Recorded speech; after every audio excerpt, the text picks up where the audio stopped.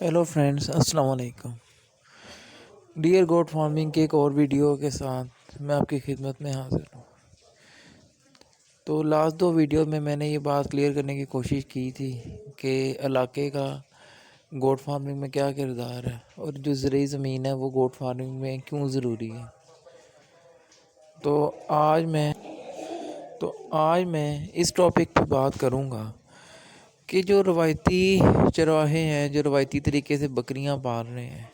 और एक जो आप बकरियां पालेंगे, उन दोनों तरीक़ों में क्या फ़र्क है।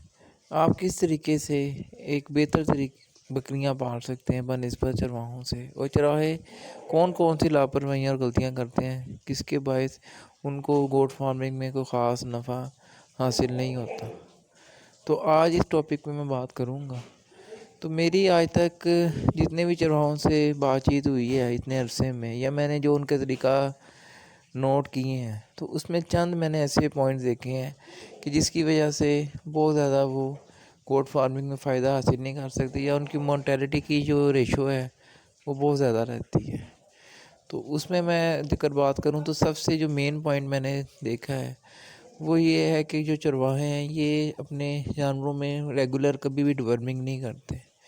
मतलब कि ये साल बाद या 2 साल बाद जब बहुत ज़्यादा इनको मसाइल पैदा होने शुरू हो जाते हैं मोर्टेलिटी के और वीकनेस के, तो फिर ये किसी डॉक्टर के कहने पे डिवर्मिंग आम तौर पे करते हैं, लेकिन रेगुलर ये कभी भी नहीं करते। तो एक पॉइंट आपने ये ज़हन में रखना है कि आपने अपने जानवरों की हमेशा रेगुलर जो डिवर्मिंग है वो आपने करनी है। मतलब कि कम से कम ज़्यादा से ज़्यादा 4 माह के बाद आप उनको जानवरों को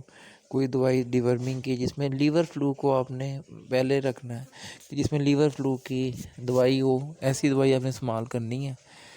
अपने जानवरों के लिए। दूसरे नंबर पे मैंने जो देखा है चरवाहों में कि इनके पास कभी भी कोई बुनियादी अच्छी रिहाइश जानवरों के लिए वाड़े या शेड जो मैसर नहीं होते।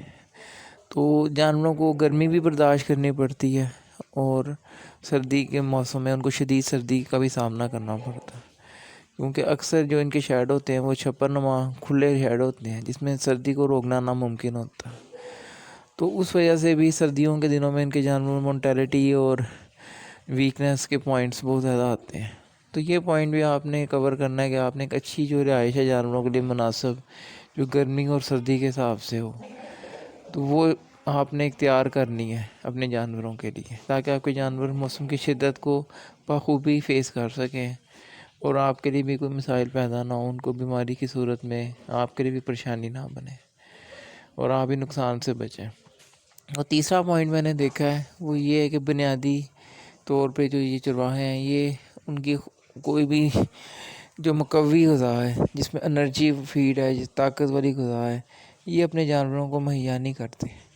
मतलब इनका ज़्यादा इन्हिसार चराई पे होता है। जिन दिनों तो बाहर चराई मैसर होती है तो उन दिनों तो इनके जानवर अच्छी तरह पेट भर लेते हैं और उनकी अच्छी ग्रोथ रहती है।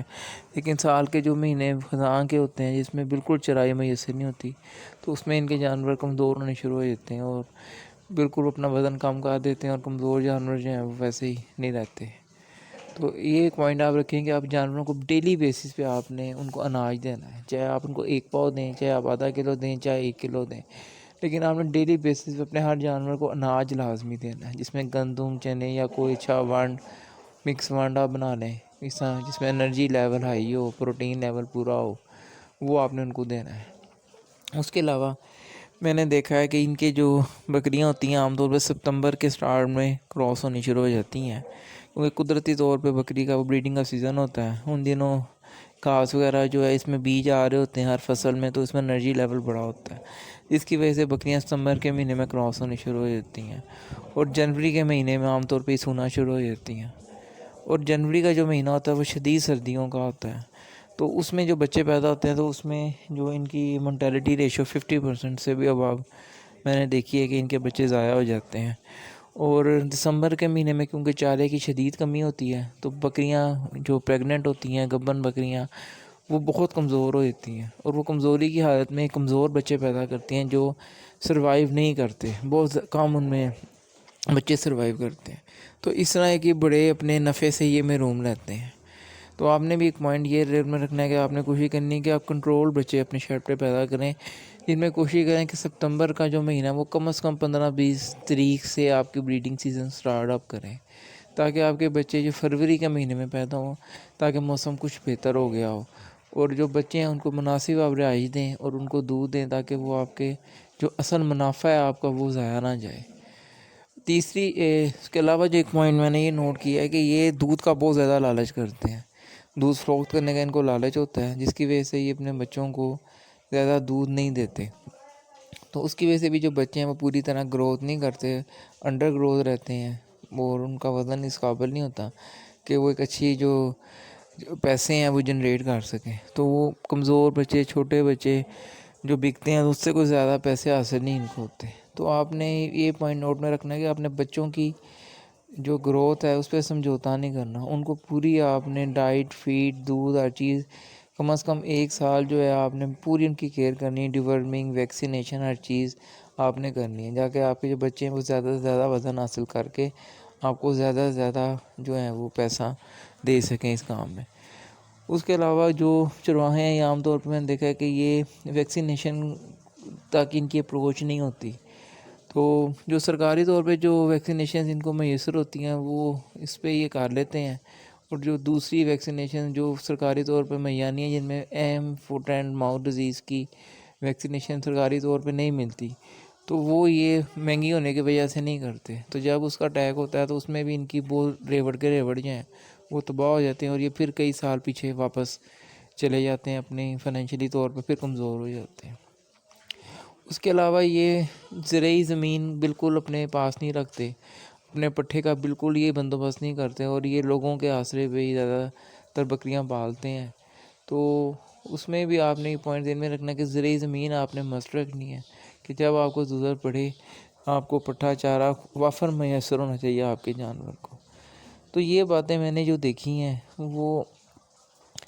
آپ کو میں نے کلیئر کی ہیں کہ یہ پوائنٹس ایسے ہیں، یہ آپ نے ان کو